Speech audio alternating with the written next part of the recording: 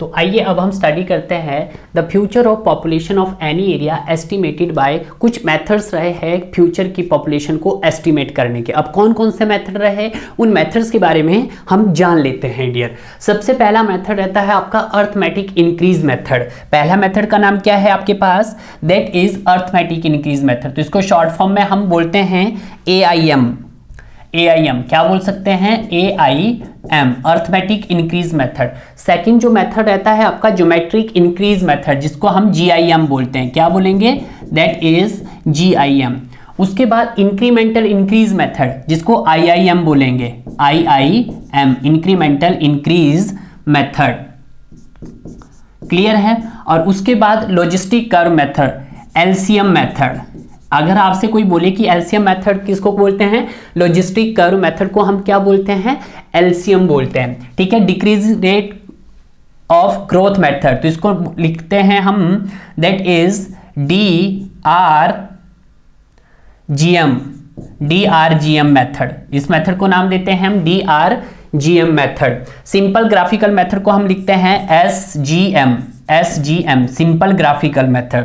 Comparative study graphical method, तो that is CSGM method. ठीक है। तो यहाँ पे आपके पास इनके नेमिंग दे दिए गए हैं। डिफरेंट टाइप्स के मेथड होते हैं। पहला है अर्थमेटिक इंक्रीज मेथड, जिसको AIM बोलेंगे। दूसरा है ज्योमेट्रिक इंक्रीज मेथड, जिसको GIM बोलेंगे। तीसरा इंक्रीमेंटल इंक्रीज मेथड, जिसको IIM बोलेंगे। लॉजिस्टिक कर्व मेथड, जिसको LCM बोलेंगे। Decrease rate of growth method, DRGM method बोलेंगे। सिंपल ग्राफिकल मेथड, जिसको SGM मेथड बोलेंगे। कंपैरेटिव स्टडी ग्राफिकल मेथड, जिसको हम CSGM बोलेंगे।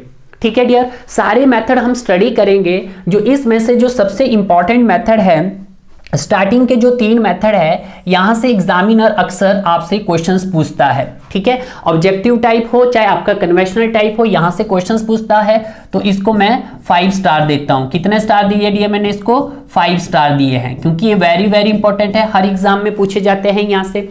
उसके बाद लॉजिस्टिक कर्व मेथड भी पूछा जाता है, डायरेक्ट फॉर्मूला बेस्ड होता है, डायरेक्ट फॉर्मूला आपसे पूछते हैं। तो इसको मैं क्या दूंगा डियर, इसको मैं 3 स्टार दूंगा, क्योंकि ये डायरेक्ट आपका फॉर्मूला बेस्ड मेथड है। डायरेक्ट है सभी में फॉर्मूले, पर इसका डायरेक्ट फॉर्मूला कभी कभी पूछ लिया जाता है। डिक्रीज रेट ग्रोथ मेथड, इससे भी क्वेश्चन आते हैं बट उतना नहीं। तो इसको मैं कितना स्टार दूंगा, दैट इज 2 स्टार इसको मैं दूंगा। उसके बाद सिंपल ग्राफिकल मेथड, क्वेश्चंस नहीं पूछे जाते हैं। Comparative study graphical method, question नहीं पूछे जाते हैं, बट ऐसा नहीं है कि क्वेश्चन नहीं पूछे तो दोबारा नहीं पूछेंगे, तो हम इनको भी कवर करेंगे। तो इनको मैं यहाँ पे 1-1 स्टार दे देता हूं दोनों मेथड को। क्लियर है। तो यहाँ पे आपके पास टोटल मेथड है 1 2 3 4 5 6 7। ठीक है। वैसे और भी मेथड होते हैं, zoning method, master and plan zoning method, उस पे आप नहीं जाना है। ठीक है। फालतू का नहीं पढ़ना है, आपको सिर्फ उतना पढ़ना है जितना आपके एग्जाम के पॉइंट ऑफ व्यू से क्या रहेगा, काफी रहेगा। ठीक है। तो आइए देखते हैं, हम पहले अर्थमेटिक इंक्रीज मेथड के बारे में स्टडी करते हैं। ठीक है। तो सबसे पहले आता है आपका अर्थमेटिक इंक्रीज मेथड। तो इसके जितने भी इंपॉर्टेंट पॉइंट हैं, हम पहले सारे इंपॉर्टेंट पॉइंट को मैं हाईलाइट करता जाऊंगा।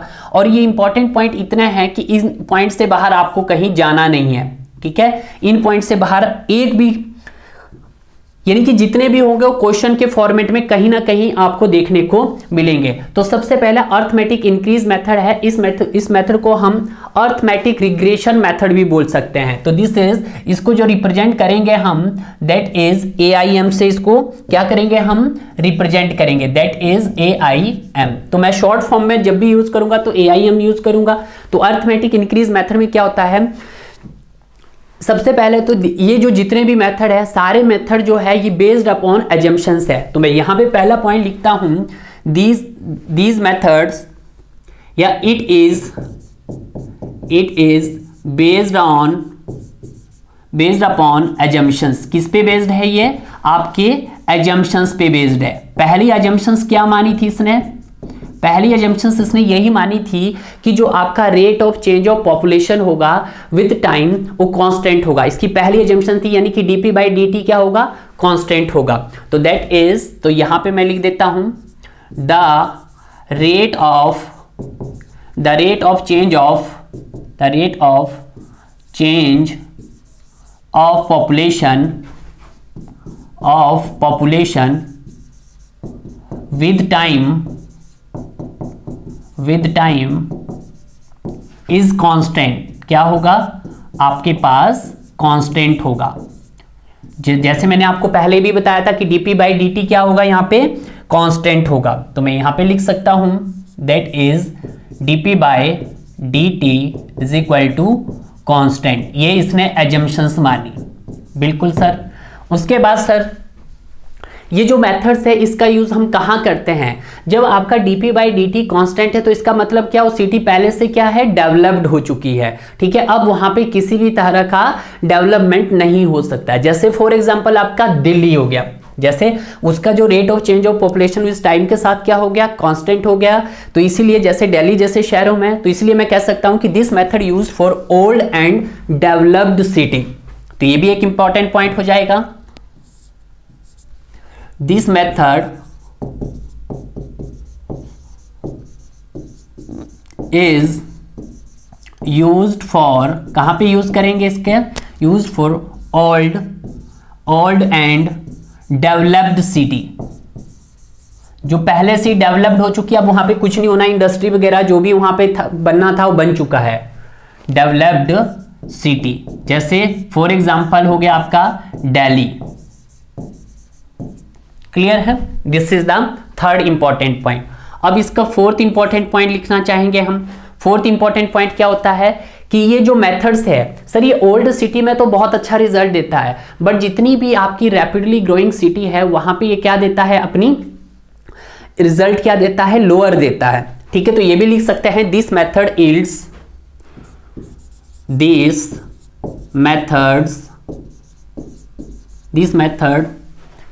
यील्ड्स लोअर रिजल्ट, क्या देता है, लोअर रिजल्ट देता है, लोअर रिजल्ट कहां पे, for rapidly growing city, rapidly growing city में। क्लियर है, तो ये भी आपके पास वेरी वेरी इंपॉर्टेंट पॉइंट हो गया। और क्या पॉइंट हो सकता है इसका, और fourth point the forecasted population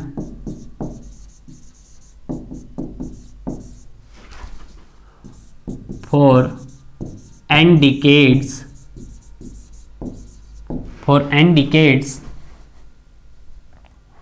from present calculate is, क्या बनेगा formula, Pn is equal to P0 plus NX bar. This is the future population forecasted.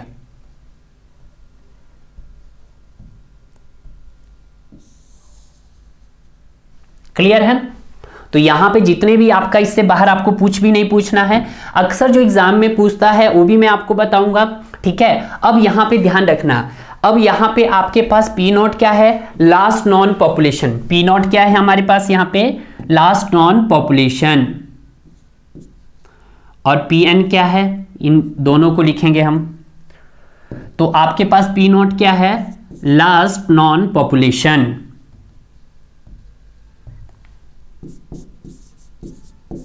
Last known population. Clear है, और Pn क्या है आपके पास, Pn है आपके पास future population after n decades, future population after n decades.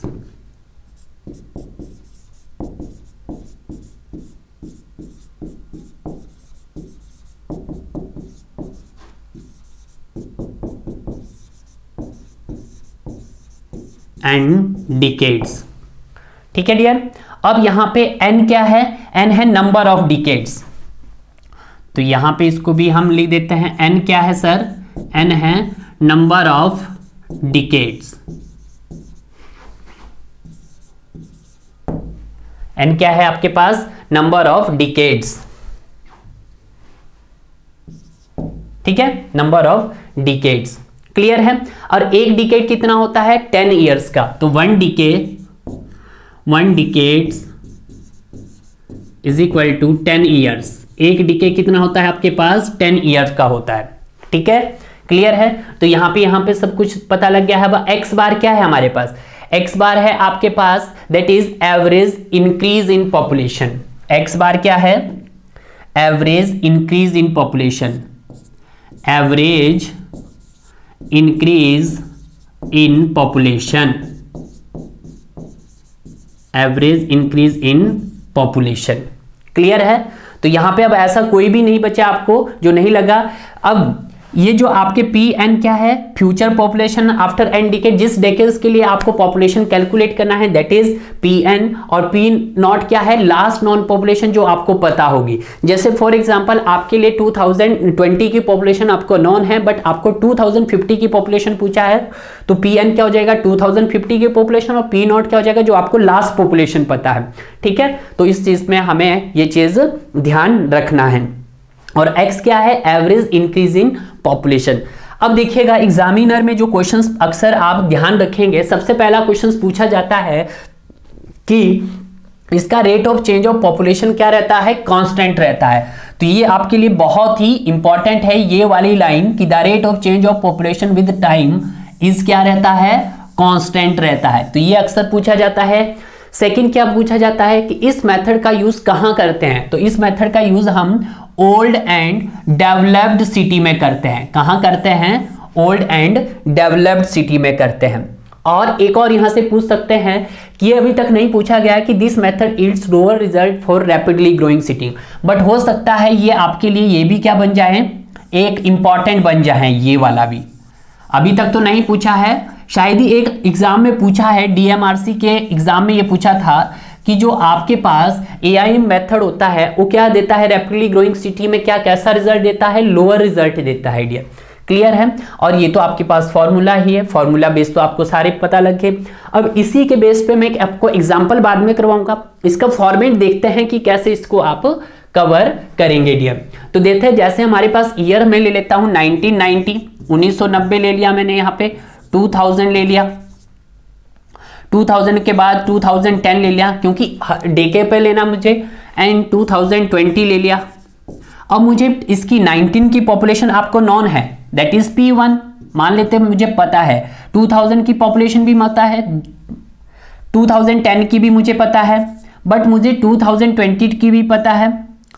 ठीक है, P4। बट आपको डियर 2050 की पॉपुलेशन नॉन नहीं है। आपको क्या कैलकुलेट करना है? आपको कैलकुलेट करना है 2050 की पॉपुलेशन को कैसे कैलकुलेट करेंगे dear?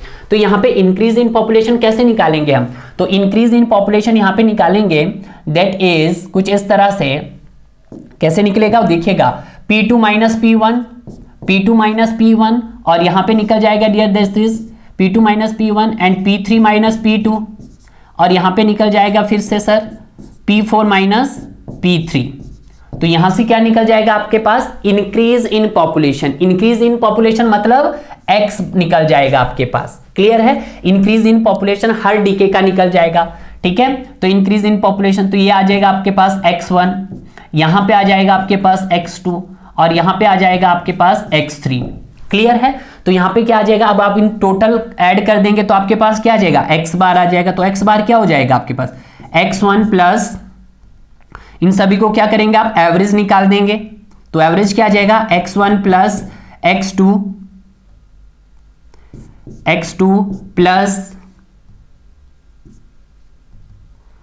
Plus X3 divided by कितने आएंगे? कितने डेके हैं? 1 डेके, 2 डेके, 3 डेके, नंबर ऑफ डेके इज 3। तो यहां से क्या निकल के आ जाएगा आपका X बार। अब यहां पे ईयर से क्या निकाल सकते हो आप? डेके निकाल सकते हो। तो N कैसे निकलेगा? लास्ट ईयर किस ईयर का पूछा है? जिस ईयर का पूछा है पुट कीजिएगा 2050 माइनस लास्ट जिसकी पॉपुलेशन आपको नोन है minus 2020 into number of decades. एक डेके में कितने ईयर्स होते हैं? 10 ईयर्स होते हैं। तो यहां से मुझे n मिल जाएगा। तो n क्या आ जाएगा आपके पास? 2050 में से 20 गया तो आपके पास 30 डिवाइडेड बाय 10। तो यहां से क्या आ जाएगा आपके पास? n क्या आ जाएगा? नंबर ऑफ डेके कितना आ जाएगा? 3 ईयर्स आ जाएगा। तो अब आपको इसी तरह से फॉर्मूला पुट करना, that is Pn is equal to P0 plus n x bar. N X bar. अब ये आपको यहां से एक्स बार भी पता है, एन भी पता लग गया नंबर, तो पी एन किसके लिए निकालना था आपको, 2050 के लिए, is equal to P not का लास्ट नॉन पॉपुलेशन जो आपको नॉन है दैट इज P4, तो that is last known population किसकी देखी हमने 2020 की, दैट इज 2020 प्लस एन बार कितना है आपके पास, दैट इज 3 है, तो यहाँ पे 3 पुट करेंगे और यहाँ पे एक्स बार आ गया तो यहाँ पे एक्स बार करेंगे। तो इस तरह से आपके पास क्या हो जाएगी, कैलकुलेशन आ जाएगा किसका, अर्थमेटिक इंक्रीज मेथड का। ये मैंने फॉर्मेट बताया, अगर आप इस फॉर्मेट को याद कर लोगे, क्वेश्चन भी करवाऊंगा, बट इस फॉर्मेट को ज्यादा याद रखोगे तो ज्यादा बेटर रहेगा। हर चीज को आपको इस बोर्ड के ऊपर जो भी चीजें हैं ऐसा कोई नहीं है जो आपको यहाँ पे समझ नहीं आई होगी, उसी तरह से यहाँ पे भी अर्थमेटिक इंक्रीज मेथड अच्छे से क्लियर हो गया है। बार बार बोल रहा हूँ, छोटे एग्जाम में अक्सर यहाँ से क्वेश्चंस पूछते हैं और फिर भी स्टूडेंट आने के बावजूद भी गलती कर लेता है, ठीक है। सबसे पहले तो उन्हें ये तो पता होता है कि सर ओल्ड सिटी में करते हैं, बट गलती से ये आ गया कि arithmetic increase method use in developed city, तो सोचते हैं कि नहीं इसका डेवलप्ड सिटी में नहीं करते। डेवलप्ड सिटी का मतलब क्या है, डेवलप सिटी का मतलब है कि यहाँ पे जो मैक्सिमम जो भी कुछ होना था अब हो चुका है, ठीक है, अब यहाँ पे कुछ नहीं हो सकता है, और इसका जो dp/dt है यानी कि rate of population growth rate है वो कैसा हो गया डियर, यहाँ पे कांस्टेंट हो गया डियर, क्लियर है। उसके बाद जो सेकंड मेथड आपके पास आता है that is geometric increase method. जो ज्योमेट्रिक इंक्रीज मेथड है, इस मेथड को हम रिप्रेजेंट जो करेंगे डियर, वो हम किससे रिप्रेजेंट करेंगे, दैट इज GIM। किससे करेंगे हम इसको, दैट इज GIM। अब जो GIM मेथड है इसको हम एक और नाम से भी पुकारते हैं, इसके दो नाम हो सकते हैं, इसको हम कंपाउंडिंग मेथड भी बोलते हैं। This method is also known as, तो इसके भी मैं पॉइंट्स बना के आपको लिखा दूं तो ज्यादा बेटर रहेगा। तो फर्स्ट पॉइंट, दिस मेथड,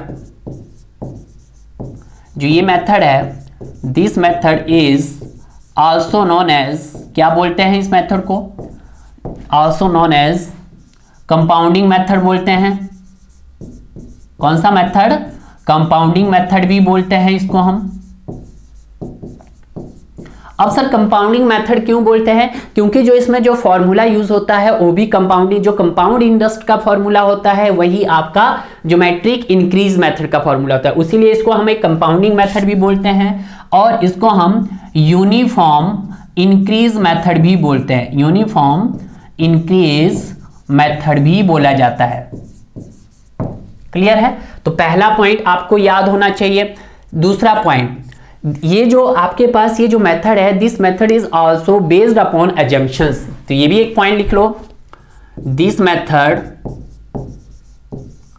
ये जो मेथड है, this method is also based upon, ये मेथड भी क्या है, बेस्ड अपॉन अजम्पशंस है,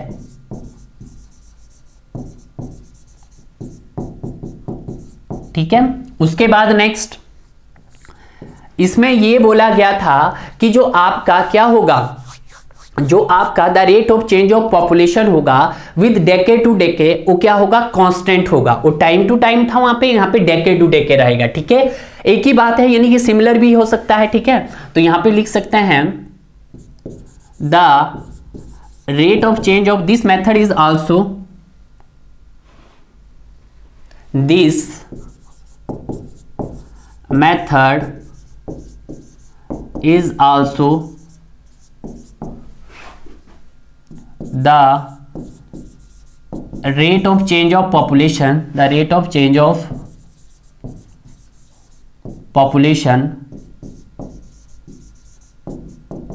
population decade to decade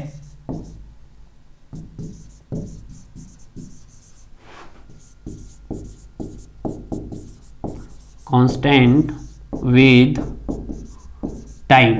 इसका मतलब क्या है, इसका मतलब है यहाँ पे कि dp/dt क्या हो जाएगा, इसका भी कांस्टेंट हो जाएगा, dp/dt is equal to constant. दोनों ने एक ही बात क्या है कि dp/dt क्या हो जाएगा, कांस्टेंट हो जाएगा। उसके बाद नेक्स्ट, नेक्स्ट इंपॉर्टेंट फैक्टर क्या हो जाएगा कि इस मेथड का यूज कहां करते हैं। इससे पिछले वाले मेथड का यूज आप ओल्ड सिटी में करते हैं और जो डेवलप्ड सिटी है यानी कि जो डेवलप हो चुकी है, और इस मेथड का यूज आप न्यू सिटी में करते हैं एंड रैपिडली ग्रोइंग सिटी जो ग्रो कर रही है, हो सकता है वहां पे आने वाले 4 या 5 सालों या 10 सालों में बहुत अच्छी इंडस्ट्रीज आने वाली है। ठीक है, जैसे आपकी चंडीगढ़ हो गया। ठीक है, चंडीगढ़ में सुनने के आ रहा है कि नेक्स्ट 5 ईयर में वहां पे एक आईटी सेक्टर और आईटी सेक्टर आ रहा है, इसलिए मतलब कि वहां पर रैपिडली ग्रोइंग कर रहा है। ठीक है, ऐसा नहीं कि चंडीगढ़ पूरा रैपिडली ग्रोइंग कर चुका है। ठीक है, कुछ अभी भी रहा है वहां पे कि वो ग्रो नहीं हो पा रहा है। ठीक है, वैसे वो डेवलप्ड सिटी के अंदर आती है वो भी चंडीगढ़। ठीक है, तो यहां पे भी एक पॉइंट लिखूंगा मैं, this method used for this method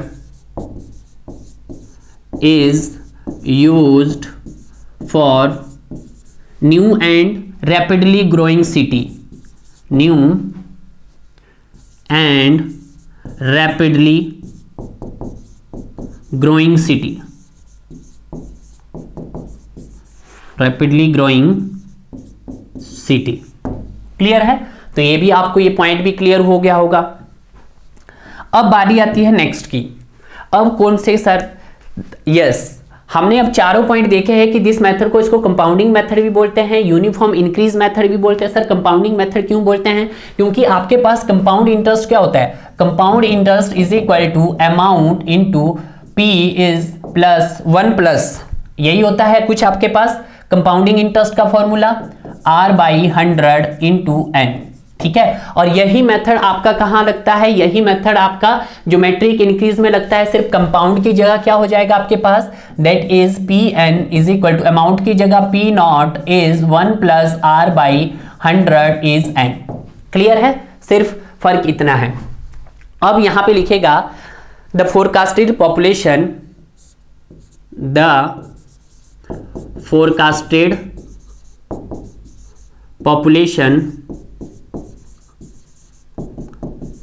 population after n decades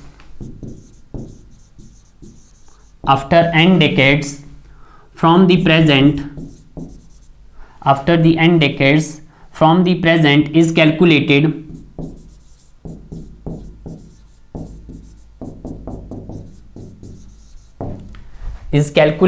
is P naught Pn is equal to P naught plus nx bar, sorry 1 plus R/100 की पावर n। n क्या है, n है number of decades in between Pn into Pn and P not, कि जो आपका present population और आपके पास फ्यूचर पॉपुलेशन के बीच का जो डिस्टेंस होगा that is called number of decades, number of decade. ठीक है, तो क्या निकलेगा आपका n क्या है आपके पास, नंबर ऑफ डेकेड्स। तो यहीं पे लिख देता हूं मैं, n क्या है, नंबर ऑफ डेकेड्स। ठीक है, उसके बाद Pn क्या है आपके पास, फ्यूचर पॉपुलेशन, जो आपको निकालनी है फ्यूचर पॉपुलेशन। और P नॉट क्या है आपके पास, present population, present non population.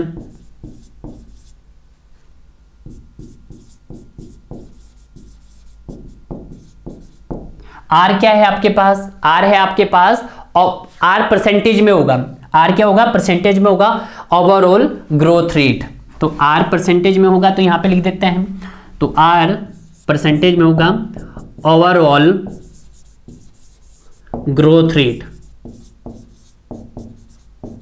और ओवरऑल ग्रोथ रेट कैसे निकलेगा आपके पास, ये निकलेगा increase in population divided by original population. तो ये निकलेगा आपके पास increase in population, increase in population, increase in population divided by original population, original population into 100। Clear है, तो ये क्या हो गया आपके पास, यहां पे दो फॉर्मूले लिख दिए हमारे पास। एक फॉर्मूला ये आ गया आपके पास प्रेजेंट पॉपुलेशन का, sorry forecasted population of GIM का, और एक percentage overall growth rate. Overall growth rate का फॉर्मूला क्या बनेगा आपके पास, that is increase in population divided by original populations. ठीक है डियर, अब यहां पे देखना है कि सर क्या क्या पूछा जाता है। ज्योमेट्रिक इंक्रीज मेथड से पहला क्वेश्चन यही आता है कि इस मेथड के नेमिंग किस किस से होती है। इस मेथड की जो नेमिंग रहती है, इस मेथड को हम कंपाउंडिंग मेथड भी बोलते हैं। इस मेथड को हम क्या क्या बोलते हैं, इस मेथड को कंपाउंडिंग मेथड भी बोला जाता है। तो ये चीज ध्यान रखना कि इसके डिफरेंट नेमिंग पूछ सकता है एग्जामिनर कि इसके कौन कौन से नेमिंग है। उसके बाद this method is based upon, also based upon assumptions, और इसकी भी अजम्पशंस में ये है कि इसका डीपी बाई डी क्या रहेगा, कांस्टेंट रहेगा।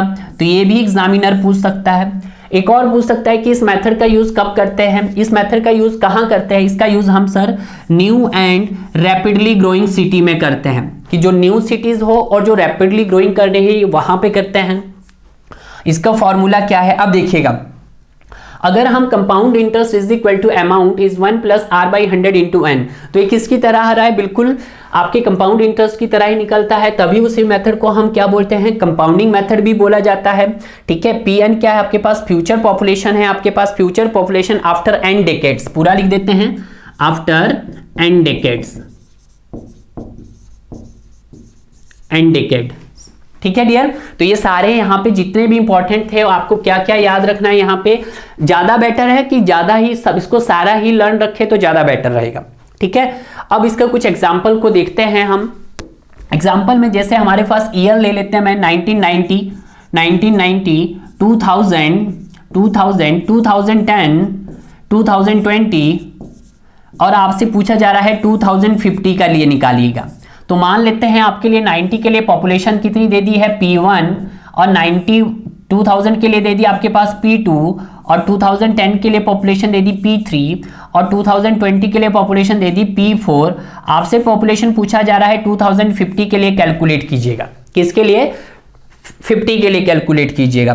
तो हम कैसे कैलकुलेट करेंगे ये देखिएगा। अब पहले आपको इंक्रीज इन पॉपुलेशन निकालना, तो इंक्रीज इन पॉपुलेशन कैसे निकलेगा आपके पास, P2 माइनस P1 जैसे आप निकालते हैं। तो देखिएगा, इसको लिखिएगा, तो इसको हम यहाँ पे निकलेंगे, that is P2 minus P1। Clear है। अब उसी तरह से हम नेक्स्ट निकालेंगे, तो नेक्स्ट के लिए हम बिल्कुल इसके सेंटर में ले जाएंगे, P3 माइनस P2। क्लियर है। उसी तरह से नेक्स्ट निकालेंगे, तो that is P4 minus P3।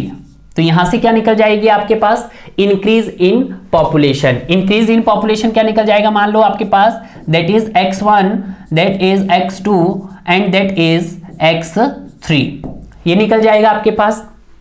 Clear है। अब आपको परसेंटेज ग्रोथ रेट निकालना है। तो परसेंटेज ग्रोथ रेट क्या होता है आपके पास, increase in population divided by original population.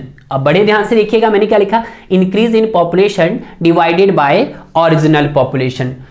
ठीक है, तो यहां पे आपको देखो increase in population divided by original population. तो इंक्रीज इन पॉपुलेशन क्या है आपके पास यहां पे, तो देखिएगा, तो इंक्रीज इन पॉपुलेशन यहां पे आपके पास है that is P2 minus P1 divided by P1, आपके पास ये आ गया, और दूसरे में that is P3 minus P2 divided by P2, ये आ गया, यानी कि इसकी ये आ गया। उसके बाद next P4 minus P3 divided by P3 आ गया आपके पास। तो यहां से क्या निकाल दिया हमने, increase in population, sorry growth rate निकल गया। कैसे, एक बार मैं फिर से दोबारा से बता देता हूं।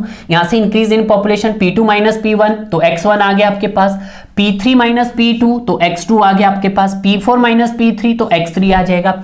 अब आपको ग्रोथ रेट निकालना, तो ग्रोथ रेट क्या होता है, increase in population, increase in population x1, original in population P1। तो इसको मैं लिख सकता था again is equal to x1 is equal to P1।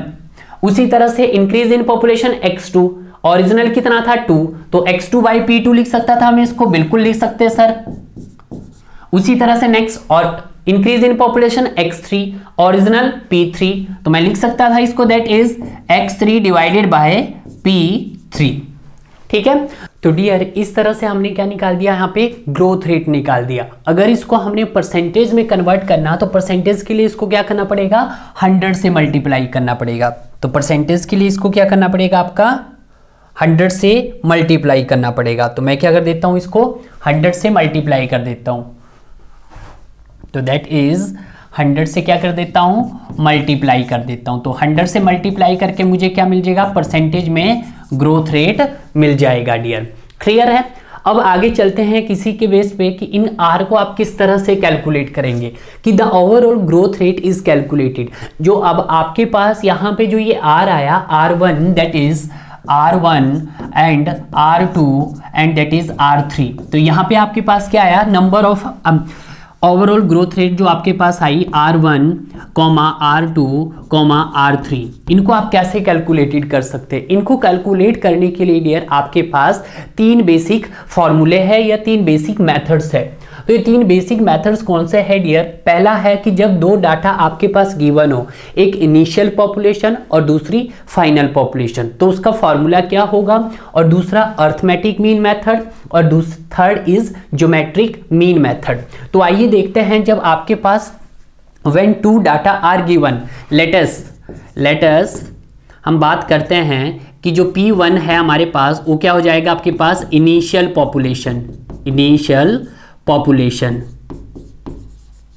मान के चलते हैं कि क्या है, let us initial population is P1 and P2 क्या है हमारे पास, फाइनल पॉपुलेशन। फाइनल नॉन लिख देते हैं हम, initial non population and final non population. Clear है डियर। तो इस केस में आपका n क्या है, नंबर ऑफ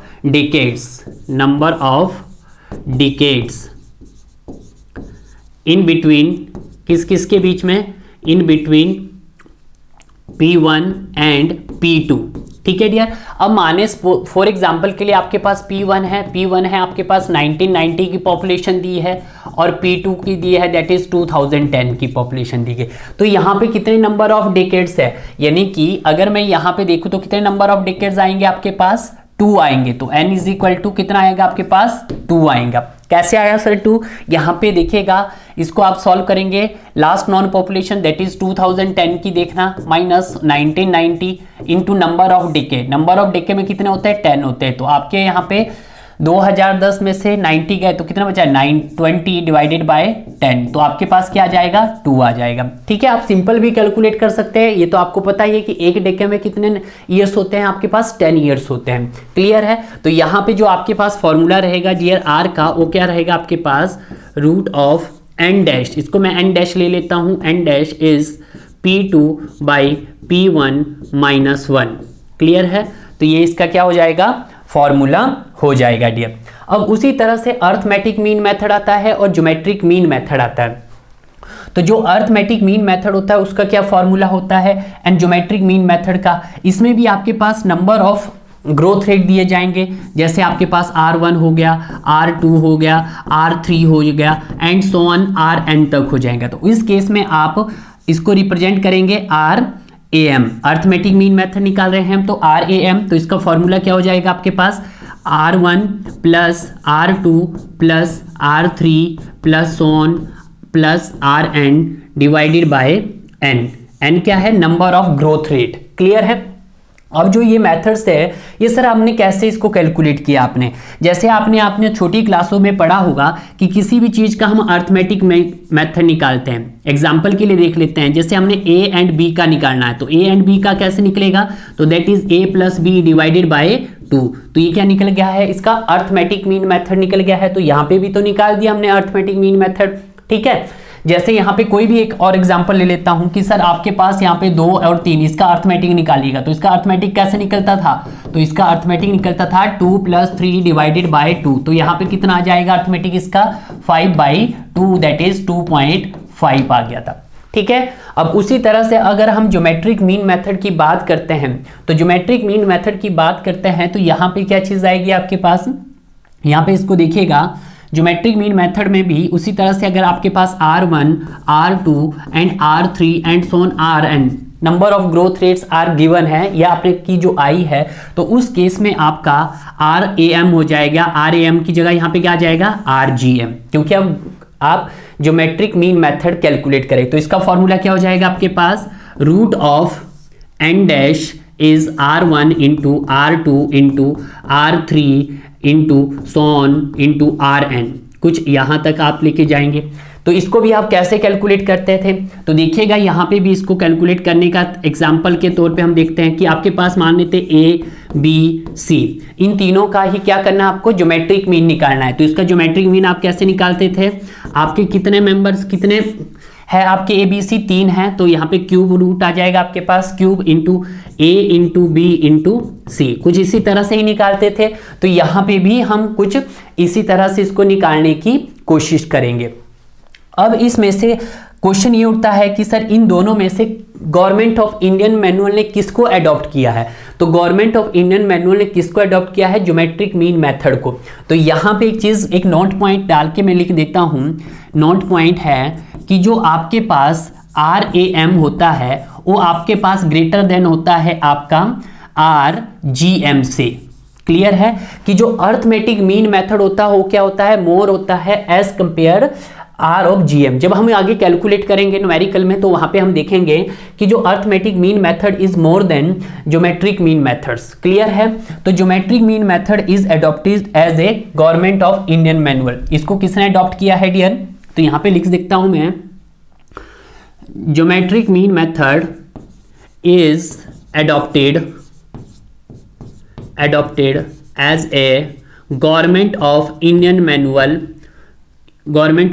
manual method ने इसको क्या किया है, अडॉप्टेड किया है डियर। क्लियर है, तो ये चीज ध्यान रखना आपने। सर यहाँ पे इसकी वैल्यू ज्यादा आने का क्या रीजन है, अगर इसकी वैल्यू ज्यादा है तो इसको हम सेफ्टी पर्पज से देखेंगे, इसकी वैल्यू कम है तो इसको कम सेफ्टी पर्पज से हम देखेंगे। But government of Indian manual ने किसको आपका अर्थमेटिक मीन मेथड ज्यादा बेटर माना, उसने यहाँ ज्योमेट्रिक मीन मेथड। तो आपका जो गवर्नमेंट ऑफ इंडियन मैनुअल ने जो अडॉप्ट किया है, कौन सा किया है, ज्योमेट्रिक मीन मेथड अडॉप्ट किया है। तो आइए देखते हैं हम इसी के बेस पे एक अर्थमेटिक इंक्रीज मेथड और ज्योमेट्रिक इंक्रीज मेथड पे एक प्रॉब्लम सॉल्व करते हैं। तो देखिएगा कि किसी सिटी की आपके पास पॉपुलेशन दी गई है और पॉपुलेशन भी किस में दी गई है, 1000 के अंदर दी गई है, जिसमें आपके पास 1951 की पॉपुलेशन दी है 93,000, 1961 की पॉपुलेशन दी है 111,000, 1971 की पॉपुलेशन दी है आपके पास 132,000, 1981 की पॉपुलेशन दी है 161,000 एंड 2011 की पॉपुलेशन दी है आपके पास, निकालनी है, कैलकुलेट करनी है। और determine the population of town 2011 by using arithmetic mean method and geometric mean method. ठीक है, तो अर्थमेटिक मीन मेथड से और ज्योमेट्रिक मीन मेथड से आपने इसको निकालना है। तो यहां पे अब ध्यान दीजिएगा, अब यहाँ पे 93 है 11 है। अब मुझे यहाँ पे मान लेते हैं ये मेरे पास P1 है, ये P1 है, ये मेरे पास P2 है और इसको मैं P3 ले लेता था और इसको डियर मैं P4 ले लेता था। बड़े ध्यान दीजिएगा, मैं बेसिक से करवा रहा हूं, तो आपको यहाँ पे इंक्रीज इन पॉपुलेशन निकालना है, यानी कि x निकालना है। तो x कैसे कैलकुलेट करते थे यहाँ पे, तो यहाँ पे फॉर्मूला था आपके पास that is P2 minus P1 and next formula था that is P3 minus P2 and that is P4 minus P3। तो यहाँ से क्या निकल के आ जाता था आपका, दैट इज एक x1 निकल के आ जाता था, x2 निकल के आ जाता था आपका और x3 निकल के आ जाता था। जब आप 1 P2 में से P1 गएंगे तो आपके पास x1 निकल के आ जाएगा, तो x1 कितना आया था आपके पास, दैट इज 18। उसी तरह से आप P3 माइनस P2 कैलकुलेट करेंगे तो x2 कितना है आपके पास, दैट इज 21।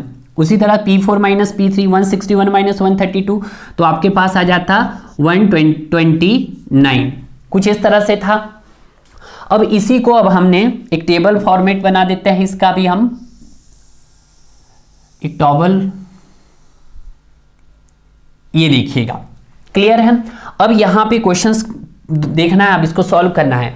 अब यहां से आप इंक्रीज इन पॉपुलेशन, तो यहां से आप क्या कैलकुलेट कर सकते हैं, सर यहां से हम कैलकुलेट कर सकते हैं x बार। तो x बार क्या हो जाएगा आपके पास, तो दैट इज x बार हो जाता है हमारे पास x1 कितना है 18 plus x2 21 plus 29 divided by कितने हैं इंक्रीज इन पॉपुलेशन 3, तो दैट इज 3। इसको सॉल्व करेंगे आप तो सॉल्व करके क्या आ जाएगा आपके पास, तो दैट इज ये आ जाएगा 22.666। क्लियर है। अगर मैं इसको 1000 से मल्टीप्लाई कर देता हूं, क्योंकि ये 1000 है सारे, तो मैं इसको जब 1000 से मल्टीप्लाई करूंगा तो मेरे पास क्या आ जाएगा 22,600। तो मेरे पास क्या आ जाएगा, इसको मैं 1000 से क्या कर देता हूं मल्टीप्लाई बाई, तो ये आ जाएगा 22,666,000। क्लियर है। तो मेरे पास यहां से इंक्रीज इन पॉपुलेशन निकल गया। अब मैं क्या निकालना चाहता हूं, परसेंटेज ग्रोथ रेट। तो परसेंटेज ग्रोथ रेट के लिए मुझे क्या कैलकुलेट करना होगा, अब देखिएगा परसेंटेज ग्रोथ रेट के लिए देखना। अब यहां तक तो मेरा क्वेश्चन अर्थमेटिक इंक्रीज का निकल गया, तो मैं पहले अर्थमेटिक इंक्रीज मेथड निकाल देता हूं। तो that is arithmetic increase method. हमने देखा था कि क्या फॉर्मूला था, Pn is equal to P0 plus nx बार। Pn किसके लिए पूछा उन्होंने, 2011 के लिए पूछा। और लेटेस्ट नॉन पॉपुलेशन आपको कौन सी है, लेटेस्ट नॉन पॉपुलेशन आपके पास ये वाली है। तो दैट इज इसको जो ये लास्ट नॉन पॉपुलेशन है, इस वाली पॉपुलेशन को मैं नाम देता हूं P0 लास्ट नॉन। तो P0 कितना है 161,000। तो ये कब की है आपके पास, कब की है, ये है आपके पास 1981। तो that is 1981 plus n number of decade कितना है 2 इज x बार। अभी इसको पूरा नहीं लिखता हूं मैं, इसको लिख देता हूं n x बार। क्लियर है। अब 2011 की पॉपुलेशन निकालनी है आपको, तो दैट इज 1981 की कितनी है 161,000 प्लस नंबर ऑफ डेके कितने हैं आपके पास 2, x बार कितना आया था आपके पास 22,666, कुछ यही आया था। यहां पे देखिएगा, यहाँ पे यही आया था 22,666। ठीक है। अब मैंने इसको क्या कर दिया है 1000 से सबको क्या कर दिया, 161 को भी 1000 से मल्टीप्लाई कर दिया। जब इसको मल्टीप्लाई कर दिया तो मेरे पास यहाँ पे P 2011 की जो आई अर्थमेटिक से 2,28,998 पॉपुलेशन आई। तो इतनी पॉपुलेशन आ गई मेरे पास। तो इस पॉपुलेशन को क्या कर दूं मैं, कवर कर देता हूं। इतनी पॉपुलेशन आ गई भाई मेरे पास। क्लियर है। ये पॉपुलेशन आई आपके पास, that is arithmetic increase method की। क्लियर है। तो अब हम किसकी बात करते हैं, अब हम बात करते हैं अपने ज्योमेट्रिक इंक्रीज मेथड की। Geometric increase method. तो ज्योमेट्रिक इंक्रीज मेथड में अब देखिएगा, हमने ज्योमेट्रिक इंक्रीज मेथड में क्या करते हैं हम, परसेंटेज ग्रोथ रेट। और परसेंटेज ग्रोथ रेट मैंने आपको बताया कैसे निकलता है, increase population divided by original population.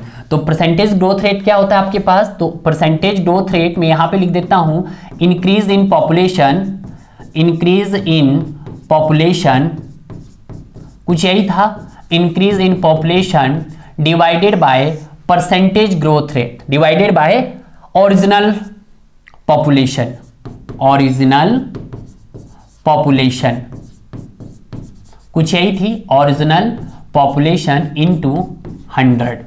ठीक है। पीछे भी मैंने आपको बताया है। तो यहां पे देखिएगा इंक्रीज इन पॉपुलेशन कितनी है 18 है, और ओरिजिनल इसकी 18 की ओरिजिनल क्या है P1 है। तो मैं लिख सकता हूं यहां पे कि x1 डिवाइडेड बाय P1, और उसी तरह से दूसरे पे लिख सकता हूं मैं यहां पे x2 divided by P2, and यहां पे लिख सकता हूं x3 divided by P3। Clear है। कुछ इस तरह से मैं लिख सकता हूं इसको। तो यहां पे जब मेरे पास x1 कितना है आपके पास, इंटू 100 भी कर दो, तो इंटू 100 परसेंटेज में करना, इंटू 100 इंटू 100। तो x1 कितना है आपके पास, दैट इज 18। P1 कितना है आपके पास 93 इंटू 100। उसी तरह से हम इसको नेक्स्ट करेंगे, x2 कितना है 21 डिवाइडेड बाय P2 कितना है आपके पास 111 इंटू 100 इज x3 कितना है 29, एंड P3 कितना है आपके पास 132 इंटू 100। तो इनको जब सॉल्व करेंगे तो आपके पास कितना आ जाएगा, पहला आ जाएगा 19.35% एंड दूसरा आ जाएगा आपके पास 18.91%। चेक कर लेना भाई। ठीक है। और लास्ट आएगा आपके पास 21.92 20%। तो यहां से क्या निकल के आ गया आपके पास, परसेंटेज ग्रोथ रेट निकल के आ गया हर डीके का। तो दैट इज ये आया R1 का, और ये आया आपके पास R2 का, और ये आया आपके पास R3 का। तो अब आपको जब तक कुछ भी नहीं बोला गया कि आपको जो परसेंटेज मीन निकालना है वो किसके लिए निकालना है, ज्योमेट्रिक मीन। ज्योमेट्रिक मीन बोला उसने, ठीक है। बोलने को ये भी बोल सकता था वो कि ज्योमेट्रिक इंक्रीज मेथड है, बट उसने पहले से ही बोल दिया कि आपको ज्योमेट्रिक मीन निकालना है। जब उसने बोल दिया तो हमें ज्योमेट्रिक मीन निकालना है। तो ज्योमेट्रिक मीन RGM कैसे निकलता है आपके पास, n tends to power is R1 into R2 into R3 and so on Rn।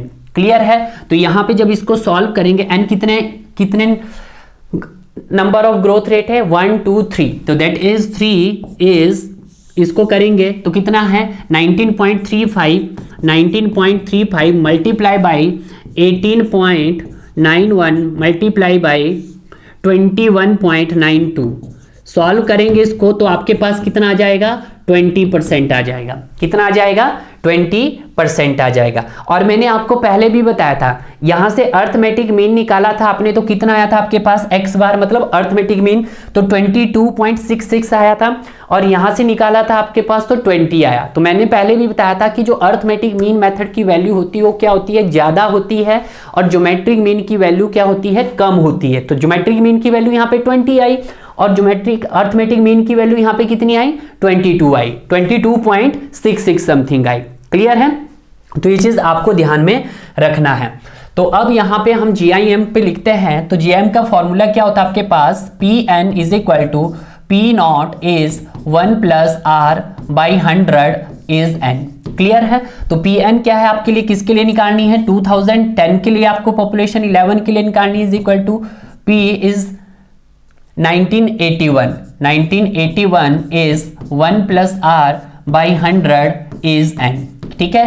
तो that is 2011 is equal to, कितनी पॉपुलेशन दी है, 161,000, पूरा लिख रहा हूं मैं 1000 अब, इज 1 प्लस R कितना दिया आपके पास, 20%, 20 by 100, and number of decade कितना दिया आपके पास, दैट इज 2। नंबर ऑफ डेके भाई 2 ही दिया हुआ है, देखिएगा नंबर ऑफ डेके कितना था आपके पास, 2 ही था, क्योंकि 81 का है, 91 का ईयर है, एंड 2001 का 11 है, 2 ईयर्स आ गया आपके पास। ठीक है, ठीक है। तो यहाँ पे सॉरी कितने डेके आए आपके पास, नंबर ऑफ डेकेड आपके पास यहाँ पे निकाल लेते हैं। तो आपके पास यहाँ पे पूछा तो है, यहाँ पे नंबर ऑफ डेकेड नहीं निकाले आपने, तो n निकाल लेते हैं। n is equal to 2011 minus 1981 divided by number of decade is 10 years. Clear है। तो इसको सॉल्व करेंगे आपके पास, तो यहाँ पे कितने नंबर ऑफ डेके आ जाएगा आपके पास, तो आप जल्दी से कैलकुलेट कर सकते हैं इसको, तो बताइएगा भाई। तो यहां से हम नंबर ऑफ डेके निकाल देंगे, तो दैट इज 10 बाई 10, तो यहां से कितना आ जाएगा आपके पास, 3 डेके आ जाएगा। कितना डेके आ गया डियर, यहाँ पे 3 आ गया। तो यहाँ पे नंबर ऑफ डेके की जगह हम कितना पुट कर दिया, 3।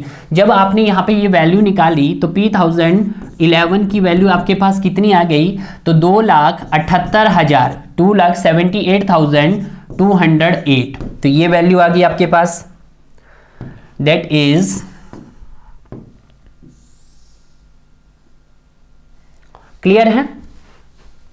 तो यहां पे हमारे पास पॉपुलेशन निकल के आ गई, अर्थमेटिक इंक्रीज मेथड की वैल्यू आई 2,28,998, और इसकी वैल्यू आई 2,78,208। तो इसका मतलब क्या है कि जो आपके पास अर्थमेट्रिक इंक्रीज मेथड है उसकी वैल्यू लेसर है as compare geometric increase method. तो मैं यहाँ पे एक नोट पॉइंट में लिख सकता हूं, नोट पॉइंट क्या रहेगा आपके पास, नोट पॉइंट रहेगा arithmetic increase method is lesser value as compared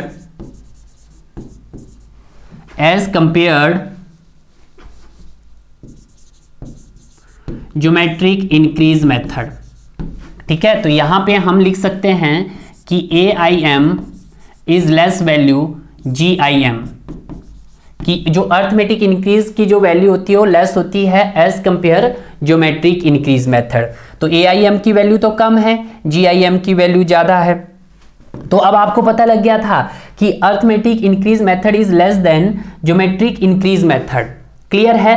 तो यहां से क्वेश्चंस फ्रेम उठ जाता है आपसे कि जो अर्थमेटिक इंक्रीज मेथड की वैल्यू सर कम क्यों है, क्योंकि इसका यूज हमने कहाँ किया है, ओल्ड सिटी के अंदर किया है और डेवलप्ड सिटी के अंदर, कि जो अपना वो डेवलप भी हो चुकी है। जब वो डेवलप हो चुकी है तो ऑब्वियसली बात है वहां पे जो पॉपुलेशन रेट है वो क्या होना शुरू हो जाता है, घटना शुरू हो जाता है। यानी कि यहाँ पे घटना क्या नहीं, वहां पे क्या हुआ, पॉपुलेशन रेट आपका कांस्टेंट हुआ। तो इसको यहाँ पे हम कह सकते हैं, इसीलिए हम जो अर्थमेटिक इंक्रीज है इसको हम ओल्ड सिटी में यूज करते हैं और ज्योमेट्रिक हम न्यू सिटी में यूज करते हैं। ओल्ड मतलब वहां पे सब कुछ डेवलप हो चुका है, न्यू मतलब वहां पे कुछ भी डेवलप नहीं हो रहा है, अभी ग्रोइंग पे है ना, ठीक है। तो यहाँ पे कह सकते हैं इसका यूज हम डेवलप्ड सिटी में करते हैं, डेवलप्ड सिटी में करते हैं, ये बताया है मैंने आपको, डेवलप्ड सिटी में करते हैं। और इसका यूज आप रैपिडली ग्रोइंग यंग सिटी में करते हैं, रैपिडली ग्रोइंग यंग सिटी में करते हैं। क्लियर है। तो ये चीजें हैं जो आपको यहां पे सीखनी है। क्लियर है। बट यहां पे एक कंफ्यूज मत हो जाना है कि जो अर्थमेटिक इंक्रीज मेथड होता है उसकी वैल्यू लेस होती है as compared geometric increase method. और एक यहां पे स्टूडेंट कंफ्यूज होते हैं कि सर जो यहां पे क्या बताया आपने, यहां पे बताया जो अर्थमेटिक मीन मेथड होता है, अर्थमेटिक मीन मेथड की वैल्यू ज्यादा होती है as compared geometric mean method. बड़ा ध्यान रखना है, यहां पे एक अर्थमेटिक मीन मेथड की बात पूछ रहा है और ज्योमेट्रिक मीन की बात पूछ रहा है, और एक हो सकता है अर्थमेटिक इंक्रीज मेथड और ज्योमेट्रिक इंक्रीज मेथड। तो ये कंफ्यूज नहीं होना आपने। अगर वो अर्थमेटिक मीन मेथड पूछ रहा है तो आपके पास जो RAM होगा वो क्या होगा, ग्रेटर देन होगा आपके पास RGM से, ठीक है। बट जब आप पूरा मेथड की बात करेंगे हम, अर्थमेटिक इंक्रीज मेथड और ज्योमेट्रिक इंक्रीज मेथड, तो यहां आपने देख लिया है कि जो अर्थमेटिक इंक्रीज मेथड की जो वैल्यू है, जो पॉपुलेशन है वो कम आ रही है, और ज्योमेट्रिक इंक्रीज की जो पॉपुलेशन है वो क्या आ रही है, आपके पास ज्यादा आ रही है स्टूडेंट, ठीक है। तो इस तरह से आपको यहां पे पूरा ध्यान रखना है।